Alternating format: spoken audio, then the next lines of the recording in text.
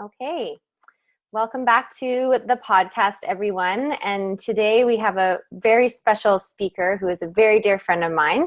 But before we get into that, we're just going to start, as we always do, with our somatic experiencing meditation and orientation exercise. So if you've been listening for a while, you'll know how it goes. So I just invite you to start. And for those of you who are new today, I invite you to start allowing the eyes to wander. And this helps us come into the space, come into being present with ourselves, and let your eyes get curious about the things that are surrounding you. Of course, if you're doing an activity where you can't do this, I invite you to just connect to your breath and connect to the sounds that are around you. And just notice what your eyes get curious about. And notice how maybe the breath starts to deepen. And notice how your body starts to feel. And today I'm going to invite you to find one thing that creates a sense of pleasure for you. And just let your eyes rest on that. And really take in the qualities of that beautiful thing that you are seeing.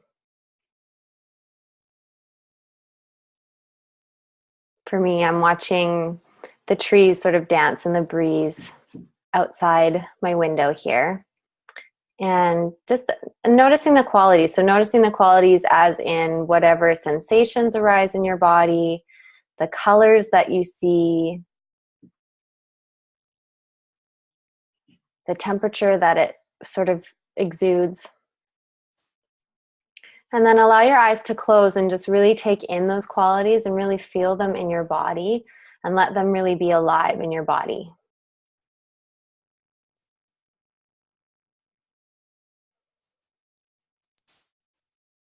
Taking some nice deep breaths.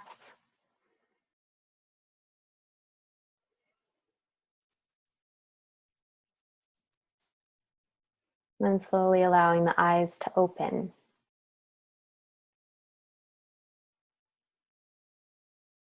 When you're ready. Good. So, hi, Christy. Hi, Kelsey. I'm so happy to have you here. It's been a long time coming. So, Christy Greenwood is our guest today on the She Will Rise podcast. And she is someone I have been, how do I even say? I feel like I've had a relationship with you. She's one of my best friends and has always been even a mentor and a guide and one of my healing practitioners and an ally and a sister. And that sort of speaks to who she is and what she does. She's a mom, a healing artist, rewilding dance facilitator, rainbow medicine practitioner, transformational body worker. She has a great devotion to the medicine of plants and music and the creative spark. She's been trained in many, many modalities that support her practice, and it's just a great honor to have you here today. Today we're going to be talking specifically about ecstatic dance and how that has been, it's also been an amazing modality for me in my own journey of recovery and healing. And that's sort of how Christy and I's relationship began to deepen as we started to dance more together. We first met over 10 years ago in the little town of Tofino, BC, and she currently lives in the Cowichan Valley with her husband and her son and her many little kitties that are on her property and her amazing plants. And her property is also amazing little mini retreat place. And I have often gone there to come back to myself and reground and experience the healing that her land has to offer. So we have lots to talk about today. Mm-hmm. Yeah. Is there anything else that you'd like to mention there that I maybe left out? Nothing that I can think of right now. Okay, great. Yeah.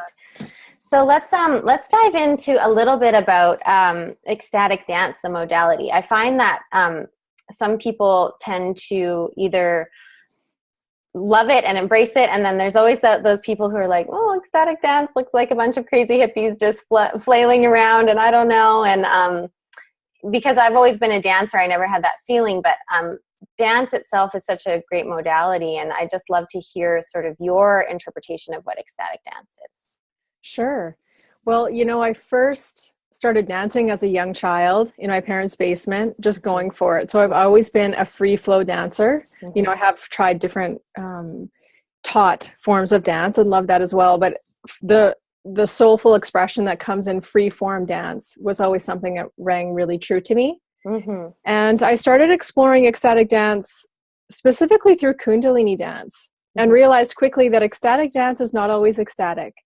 Yes. So I kind of slowly started dropping the ecstatic word off of the dance because there's this idea, I think, that people get that they need to be ecstatic if they're in ecstatic dance. And that's just not what happens. Sometimes it can be unbearable. Sometimes it can be uncomfortable as these old feelings and traumas are rising to the surface to be processed, as we open our bodies and activate all of our energy channels. So for now, I'm calling it rewilding dance. Wonderful. Yeah. And I work with a lot of tools of Kundalini dance, and then working with various tools that I've learned along the way through various modalities. Yeah, I love that. I have often, seeing the many words of like dance temple or, the other names that are coming around for those gatherings where you can just, Sunday dance, where there isn't that ecstatic part. I like that, letting go of that. And I also, the piece I always like to come back to, which you had mentioned, is letting our bodies open through the music and sort of letting them move. And you definitely can have moments of like extreme ecstasy and bliss, but you also can have those moments where everything is like rising to the surface to be felt, and you feel like, oh my gosh, I didn't even want to look at this. I just came here to dance. So it is a really powerful tool. And the reason why Christy and I were laughing about that is because through Kundalini dance, where we both kind of started that journey of really using it as a healing tool, you're really invited to dance into whatever is arising, and that can be very painful sometimes. Yeah. So when did you first start using dance as a healing modality, or as a modality to dive into a deeper relationship with yourself and use it as a vehicle for your own transformation? When I look back on life, I realize that I've always done that. And something I've always reached for. And it just deepened and deepened and deepened. And then when I dropped into the practice of Kundalini dance, where we're tuning into the earth energy and inviting that earth energy up to activate and nourish and purify, and then inviting the divine masculine energy down to lift the vibration of all the cells and bring light in, that was an initiation into the healing power of dance, unlike anything I'd ever experienced in this lifetime. Yeah. And is there any particular part of your transformation as a human being and the things that we all need to recover and heal and grow from, was there any one particular thing that helped, that dance really facilitated that healing for? You know what? I feel like every part of my life has been touched from the medicine of dance. Beautiful. Specifically, though, this inner self, the inner critic, that was so intense. We've been steeped in a culture of self-deprecation, I feel like. So, the process of shedding all of the layers of conditioning, that has been the biggest piece that's come for me. Shedding belief systems, ideas about myself that were essentially held in rigidity in my body, that I was able to move and awaken and see and let go of. And so what's recently come is that when I'm dancing, I'm activating my wild genius, and my wild genius doesn't let those self-critical thoughts stick. Like, they still come. They already came this morning. And, today was a bit longer, but then I started to move again, and I listened to music, and, there's the music, there's the dance, and it helps me to shed those things that aren't the truth, that aren't in alignment with my wild genius, that come from the outside, come from conditioning, come from ancestral conditioning, you know. Yeah. Mm-hmm. Yeah. I actually remember talking to you about the inner critic, and I believe at one point you, I've used this, I've said this before, and I'm just trying to think, it's just oh yeah, you called her Miss Judgy Pants. And you're like, oh yeah, Miss Judgy Pants again, like, you know, and giving that name, giving it a name, or just sort of giving it this personality. And I was in a therapy session, and actually my therapist asked, well, if your inner critic could have a name, what would it be? I'm like, oh, Miss Judgy Pants. And she's like, what does she look like? And like, you know, and how does she move? And that question too is, how does she move? I was like, right, like we can, again, through the dance, move and even act out those parts to be able to bring awareness to them or light to them so that they can move through us. Totally. And then it's like they're being brought in instead of rejected. Yes. You know, it's like, okay, I understand. I'm judging myself right now. That's okay, Christy. It's okay. You're judging yourself right now. Yeah. Just like you're mentioning, how does that inner judge want to dance? Yeah. You know, as we're walking around, often we get into these patterns. I find that the head is dragging the body around, you know, so giving the body an opportunity to move all these pieces, to pour the mind into the body, to empty ourselves into the dance. It's so powerful. Yeah, it really, it really is. It really is. I like that, how you said how the mind is dragging the body around. How that's so true. So very true. Yeah. So in preparation for this, I saw in your email back to me, I saw that motherhood has been sort of your biggest lesson for you, and your biggest sort of another tool for transformation, being a mother. And I'm not a mother myself, but I'm just wondering if you could speak to that a little bit more. Just around how dance has supported that journey, and about the initiation of motherhood. Yeah. And just any sort of, you know, pivotal moments, or moments where you, you know, the challenging times, you know, speaking to those challenging times, and how the dance has helped you work through those challenging times. Well, dance has definitely supported me to activate that wild genius that then has compassion for myself. Motherhood to me has definitely been my greatest initiation. Raising a young man who's very spirited, who's empathic and intuitive. You know, it's huge, a huge commitment. It's all consuming, you know, and especially when he was a little one, you know, it was very consuming. And I struggled with fatigue for many years after he was born, and it was very challenging. And then once I moved to Cowichan and was able to start dancing specifically, you know, as a sacred practice, I was always able to return to myself, fill up my cup, so that then when I am with him, there's an overflowing abundance of love. I'm able to clear my own channels of my own gunk, that I can be more available to my son, you know, to my husband, to my community. Yeah. Oh, that's beautiful. It's almost like dental floss, like through the whole body, like right. Getting all squeaky clean in there. Yeah. And so what has been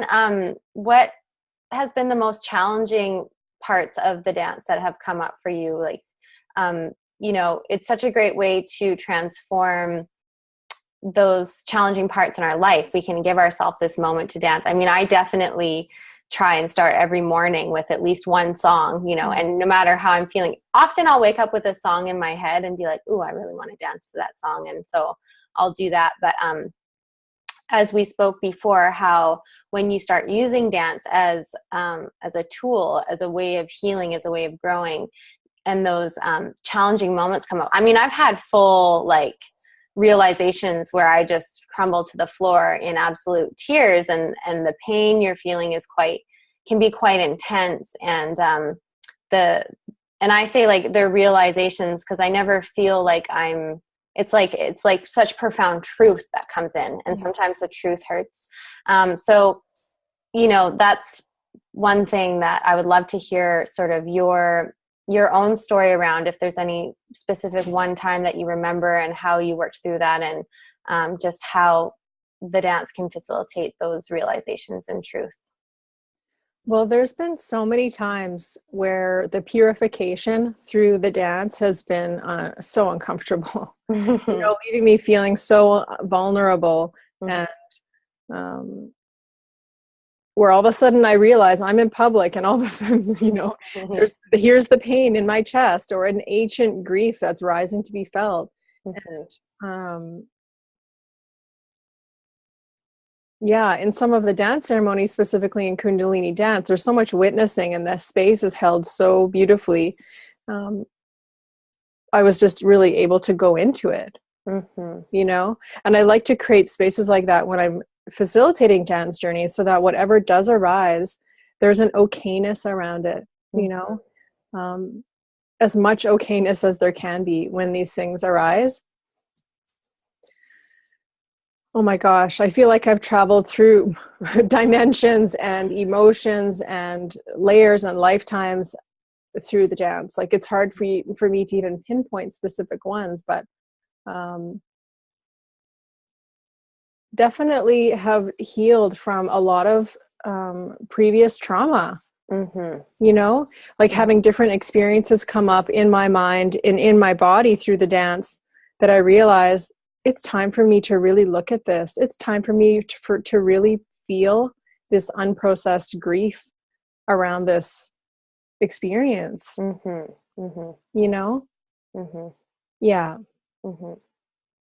Yeah, it's so powerful. And there's something really powerful about, I mean, I love dancing by myself, but there's something even more powerful about dancing with people, and having yourself witnessed and being able to have those hard moments come up.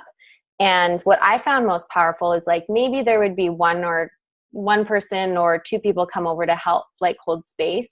But other people would just keep dancing, and someone would be having like a completely opposite reaction, where they're like in ecstasy, or someone would just be feeling the music and dancing, and it provided this space of like, oh, it almost normalized, like, oh, I'm having this experience, and it doesn't have to be this great big thing, even though it feels really big.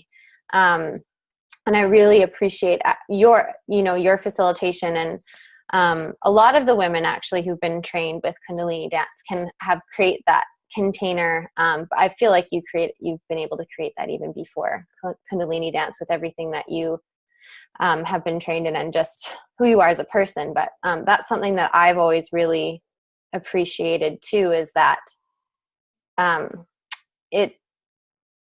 feel like it's the same thread. I talk a lot about breaking the silence and making these things that are controversial, or like, it's not okay to have a big experience. It makes it okay. It makes it normal. It's like, oh, there's so-and-so over there having an experience, and I can still stay in what I'm going through, and we don't have to like shift or change based on what someone is experiencing. Yeah. I can still remain in my body and in my own experience while I'm witnessing somebody else in their experience. So it's been good training for my empath, my inner empath, to stay with myself, because as I realized just in the last little while, how much I've left myself in service to others and abandoned myself. And the dance has really supported me to, how much can I stay present in my own body and also be in service at the same time? Yeah. And I imagine too that's a great, just weaving it back to being a mother too. Totally. It's that same thing. And often a lot of women who have had big trauma or complex trauma or a painful experience, there's this thing that happens where their empathic abilities or their intuition kind of goes on hyperdrive or overdrive, and they get pulled into everything. And that's sort of some of the work that I like to do with women through the programs and work I offer, is learning how to just be with yourself and still be able to hold space for someone else and not get involved or like merge with their energy. And dance, for sure. Absolutely. I love that you spoke to that, because that has been such a powerful practice for that, to be able to cultivate that. Totally. And then also I find tapping into that energy of earth and sky, it's like, I don't have to do anything to support someone. It's just being, emptying, being in my empty presence, or being whatever it is that I'm full of, just being myself. And, it's like, hey, earth, hey, sky, check out, like, help out what's going on over here. Like, I don't have to do it. It doesn't have to come through me. Or if anything that does come through me, it's just coming from the energies of the universe. It's not coming from me or depleting me. And that was definitely life-changing. I mean, I learned that through Reiki as well. Right. A long time ago as well, but it's just another level to it, of being able to support without a doing. It's more of a being. Right. Sort of holding space. Yeah. Being space. Yeah. Instead of holding. Right. And I feel like that really speaks to the more that you can do your own work and just be with yourself. It's that that law of nature entrainment where, I'm trying to remember the words to describe this. I would describe it differently, but there's, and it's the same with our nervous system too, actually, that the more regulated nervous system there, the other nervous systems are going to start to self-regulate themselves, because you're actually like a living example. And the same out in nature, anything that's operating at, say, a quote unquote higher vibration, other things are going to naturally lift their vibration to that. And it does speak to that fact of like, we don't have to change what we're doing, change our work, lower our vibration, so to speak, or become unregulated to be able to support someone else. Yeah, it's great. I mean, it's funny having this conversation with you, because we're sort of like deconstructing, like, okay, what is dance and how does it support us? And I've never really like thought about it in this way, and so to be able to like see like, oh wow, like this is how, I always, because I'm more of a feeler, less logical, so I'm like, oh, this is actually what's happening, when we dance together, and when we can, have that facilitated dance too. And that's actually something I'd like to ask you about, is a lot, there's sort of a something that I have been witnessing happening in dance communities, whether it's ecstatic dance or what have you. The difference in having a facilitator there versus just showing up and dancing. And I've been finding that just through what people have been posting in social media and just asking questions about it. And one of the reasons why I sometimes don't go to dance, if I know that there isn't a specific intention there, is that there's been, interactions happening that are happening without permission. So someone might come up to someone and, brush their back with their hand, or they might try and dance with someone and the other person's getting away and they're like, no, I want to, dance with you. And so I have found that I am, unless I know that they're the people that are putting it on and the intentions that are there, I won't just go to any free dance or ecstatic dance gathering anymore. And that just speaks to my own trauma that I'm still healing, and that I need to have permission, and I need to be able to say no. Yeah. And so, yeah, I'd just like you to speak to the difference of having a facilitator there versus not, and the benefits of that. Well, it also really depends on the facilitator. Because I've also heard about different classes where partner exercises were encouraged, and there wasn't really permission or space given for those who really didn't want to do it. Right. I recognize that the partner work can be very therapeutic and beneficial, but consent is really important. I've actually leaned away a little bit in the last while from partner work as I become more informed about trauma. Perhaps I'll lean a little bit more back in when I know I can really safely hold a container for partner work. Because sometimes in a classroom, people want to show up and do what the teacher wants. Right. And so there's quite a few experiences I've had in a class, and other people have had, where they're going to a class and they feel like, I really don't want to do this, but I feel like I have to. And so that's why I really like to speak in classes where I like to invite people's inner guide to be the guide, like consent with yourself, consent with other people is the most important. You know, and anything that I'm offering in a class is just an invitation. Mm-hmm. And then going back to the non-facilitated, to your question, the non-facilitated groups, you know, I haven't done a lot of non-facilitated specific groups, just like festivals or out dancing, right? That kind of situation. And people are putting their hands all over each other. Well, I mean, not festivals are different. I mean, like there's an actual, like there's a static dance night. I went to one and there was a DJ playing, and the only two rules were there was no talking and try to keep dancing. Okay. And so something more like that, where it is a specific gathering. Like festivals are festivals. I mean, that's sort of a different, you kind of have to just have your own guard up. If you're going to go to a festival and you don't want anyone to touch you, you got to be able to say, hey, that's not okay. Yeah. I guess more what I'm speaking towards is I really value facilitation, even if it is just a DJ dancing, you know, that they can, or playing music, that they can sort of facilitate as well. Yeah. The energy that's going on in that room. Mm-hmm. Well, one thing that we've been exploring with the dance temple in Cowichan is, and I think in the other dance temples are doing this as well, it's not a very facilitated event, but the space is held. We have an opening circle, we have a closing circle, but in the description of the event, we do talk about, if you feel like dancing with another person, you know, consent is important. Consent is required. So if that's held in the energy of the space, and that's huge. I mean, obviously it's also up to us to give consent, but there's moments where, you know, if someone's coming into our space, we can freeze due to past trauma, and we can't even say no. You know, or we're wanting to be accepted, or we're not, or wanting to be open, or who knows what's going on. But there's things that can get involved that stop us from saying no.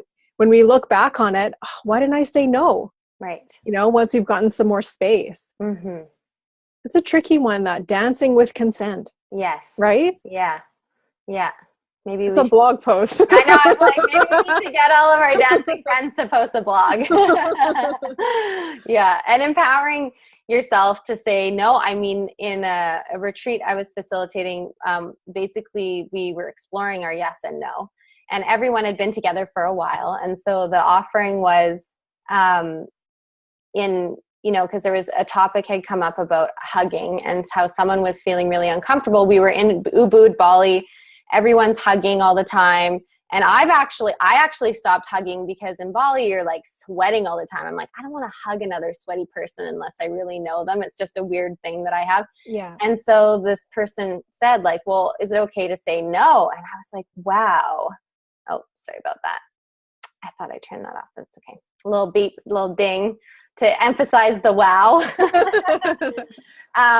Is that I was like, wow, is it okay to say no? And I thought, to even be able to have, like, to ask that question. And so I just know that it does come up. It definitely comes up for me. And I've only because of the work that I've done, and because of the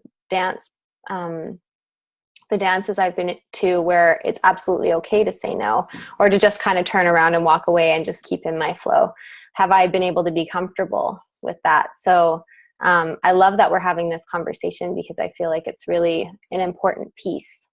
Yeah. And then how do we dance with consent on the dance floor? How do we dance with consent in our own bedrooms? Yes. How do we dance with consent in the world? Absolutely. And, you know, if someone's asking, is it okay to say no? That just is such a reminder for me as a facilitator at the beginning of an experience, to remind people that they have consent with what I'm inviting them to do. Yeah. Like, please say no to me. Like, and this is something that I recently shared on this e-course Facebook group. Like, please ignore me. Yeah. Please ignore me if what I'm saying is not in alignment with your inner guide, you know? Like, giving consent for consent. Like, yeah. It's huge. Absolutely. Yeah. And it's hard to, you know, going back to that practice we did where everyone just said yes. it was about hugging. So she asked the question about outside, like, is it okay to say no to someone if they want to hug me? I'm like, yeah. So we're going to explore that right now. And so I got everyone up and they were walking around and I'm like, you have the option to say yes or no. And it's completely up to you. And everyone was saying yes. And that's because we'd been together like 3 days already and everyone had really connected and had these big experiences together. And then I just asked, I said, okay, well now since you only want to explore your yes, we are going to explore no. How does it feel to say no and to tap into your no? Mm-hmm. And it was really profound about how more than half of them have said, I've wanted to say no so many times and not been able to, so it's just really, it's a really, a beautiful thing to practice. And I myself in dance have started practicing, like, even if there's a smidgen of me that doesn't want to engage with someone else while they're dancing, I don't.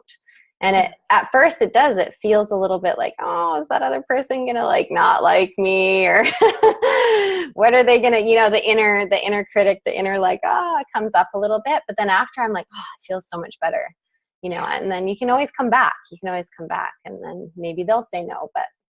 And I guess that's that dance with boundaries. Right. Mm-hmm. And it's amazing how I found in my life how it's been hard to set boundaries because I want to be a people pleaser, or I want to be recognized as in a certain way, and sort of threading that out. Like, what do I really want to do versus how I want to be perceived? Mm-hmm. Mm-hmm. It's, I'm really sitting with that today specifically, dancing with that, and sometimes it's like so hard to even pull those apart because they're so ingrained in the psyche. Yes. Who knows, what kind of history, who, like, according to my history or other people's history, how do we thread those things apart?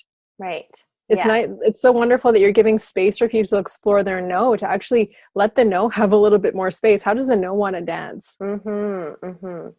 And I love how you're also speaking of, like, we can really use this language of dancing and the symbolism of dancing and like the practice of dancing with ourselves in a group or at home, and then looking at how those things dance together in our life. And it really is a dance. It's not, sometimes I feel like there's this like hard thing that it's stuck and it isn't moving, but it's not. Like, change or balance is what I mean, not change. Balance is dynamic. So finding that balance between your yes and no, and finding those boundaries. And our boundaries aren't hard lines, because they can always change. You might put a hard boundary up for one person, but then maybe for your intimate partner that you're with, that boundary is very different. And so I love how in dance you can really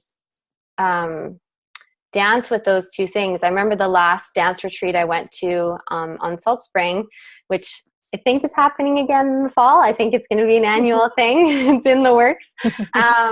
And I was dancing between two very extreme things in my dance, but also in my life. And it really, it was heartbreaking, but to be able to move with those things and then be able to take that dance experience into my own life and see how I am literally, it really felt like this being pulled back and forth. My body felt that way too. And it actually, through doing more somatic experiencing work with myself, I found how that was a pattern, how I'm constantly dancing between these two extremes.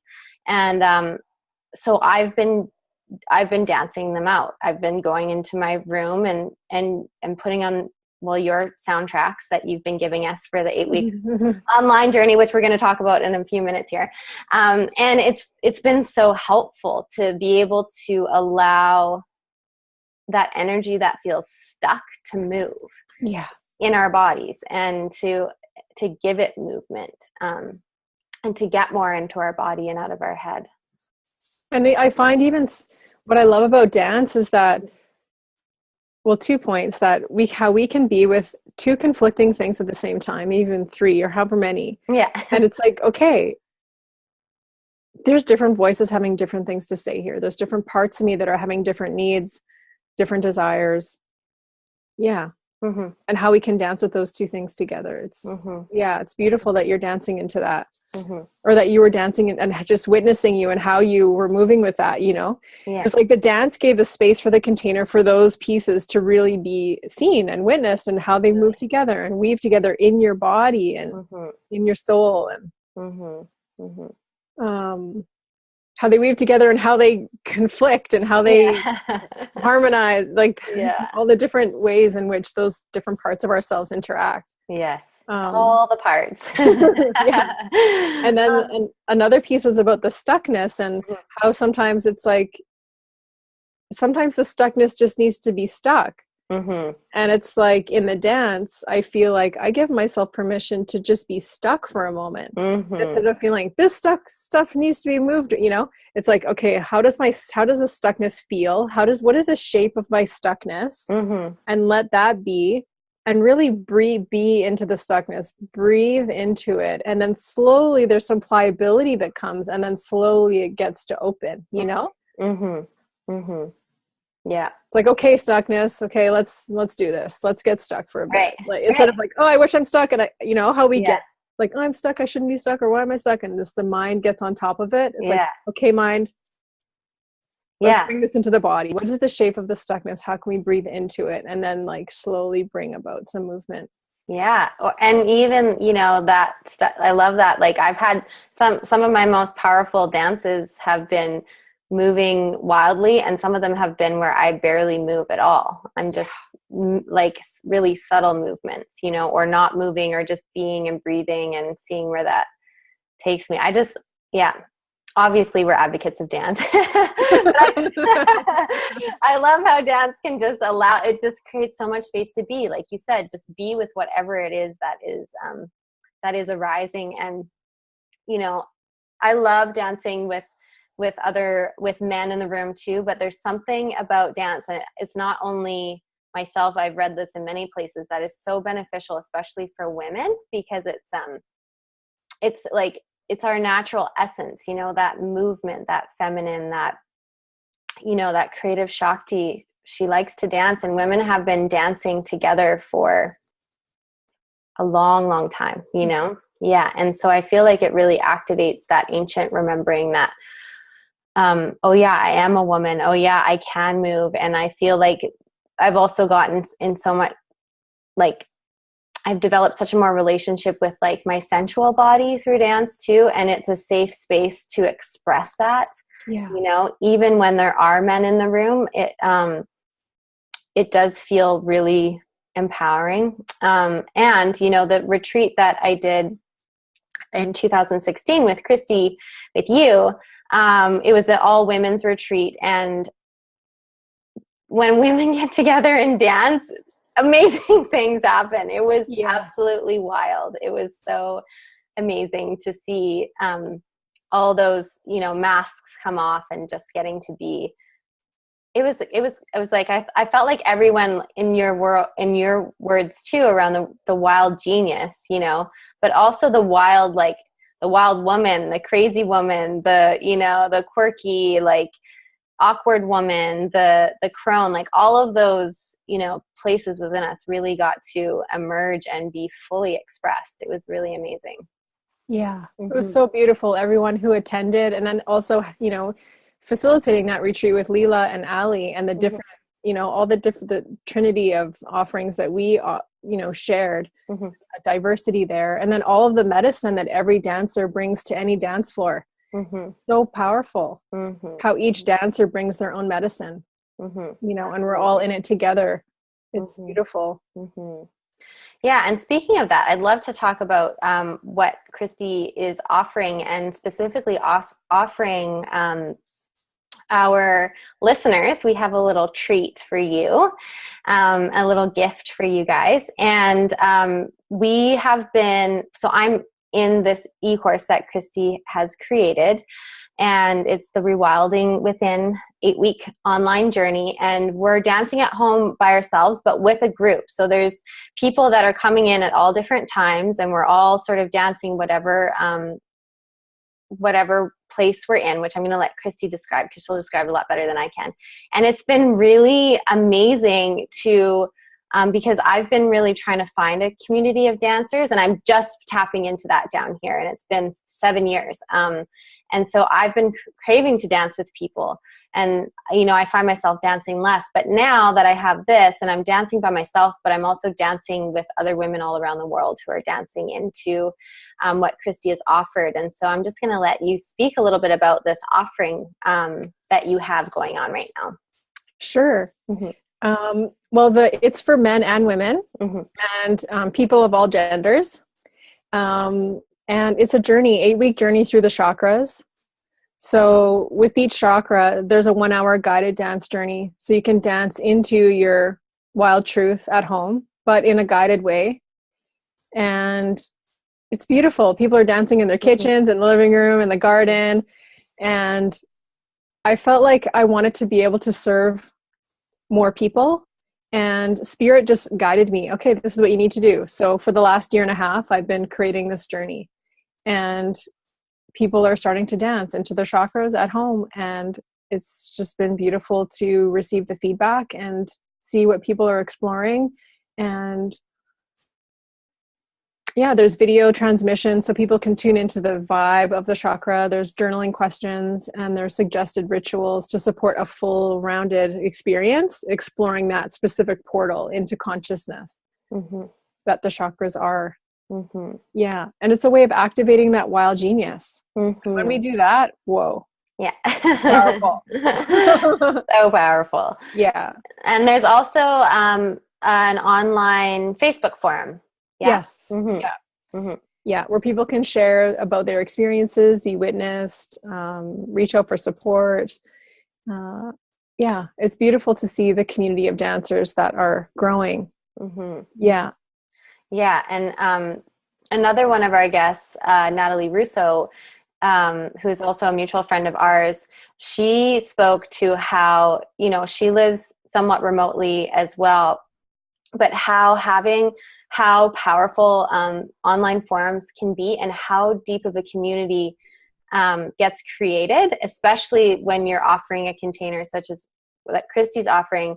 And I myself I'm connecting with people we danced with last year again in a really great way. I'm meeting new people. What people are sharing are helping me to accept more things, more deeply things I'm working with within myself. And so the forum, I'm really enjoying being on the forum.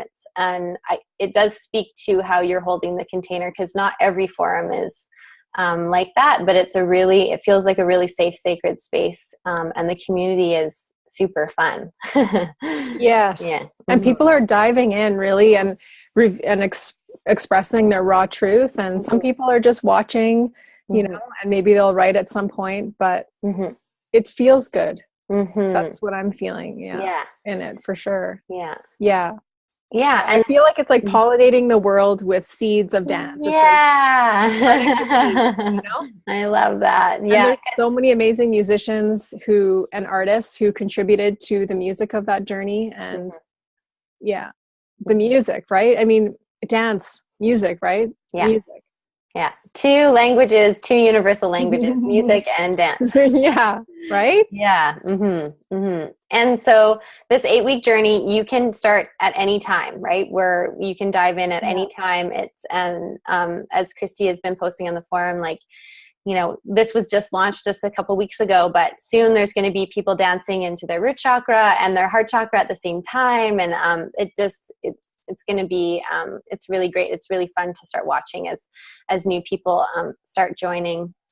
And the gift that the course is regularly offered for $120, and she has graciously offered the course for $115 to anyone that is our guest, and you'll be able to access that special offer through the shewillrise.community website and through the blog posts, and it'll also be on the information on any of your podcast app where you download or subscribe to the podcast. And so you can go through those links to receive that special price, because you are listening and supporting this amazing podcast, which is supporting many, many, many women out there. So is there any sort of quote or book or any sort of other resource besides, we're going to put all of Christy's information up too, so you'll be able to have full access to her information. But is there anything that you would like to leave our listeners with that you feel would be supportive, or sort of concluding or tying in everything that we talked about?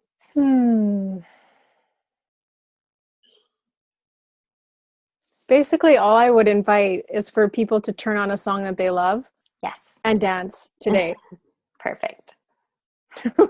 Dance into whatever is there. Perfect. Yeah. Mm-hmm. I love that. It's such simple medicine, yet so profound. Mm-hmm. Absolutely. Well, I'll probably do that as soon as we are done here, because I haven't done that. This morning I got up and I got right into work. For some reason I was really inspired to start working. So I think I'm going to do that when we end here today. Well, I just want to thank you for this conversation. I feel like even more excited to be dancing this week with you in the course, and just to be dancing more in general. And I want to thank you for everything you shared and your medicine, and offering your amazing e-course to our community. Thanks, Kelsey. Yeah. It's wonderful to share and invite, more people to continue to rewild. Yes. To reactivate that wild genius. Yes. Let's do that. Yeah. Thank you, Kelsey. Okay. So good to see you. Good to see you too. Okay. Right. Bye. Bye.